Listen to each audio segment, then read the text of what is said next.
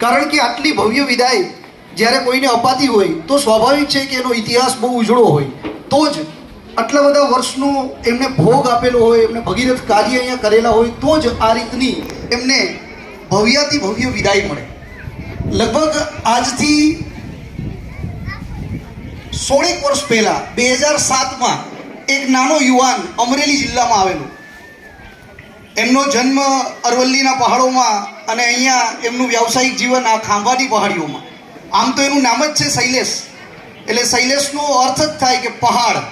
અને એ પહાડની જેમ અહીંયા અડગ થઈને રહ્યા, માત્ર રહ્યા એટલું જ નહીં, પણ એમણે જે કામ કરી બતાવ્યું છે એ આ સ્કૂલને જોતા બધું જ આપોઆપ આપણને દ્રષ્ટિગોચર થાય. એમની કેટલીક વ્યક્તિગત બાબતોની પણ વાત કરવી છે અને શાળા માટે એમણે કરેલા સંઘર્ષ અને શાળાને પ્રાપ્ત કરાવેલી સિદ્ધિઓ વિશે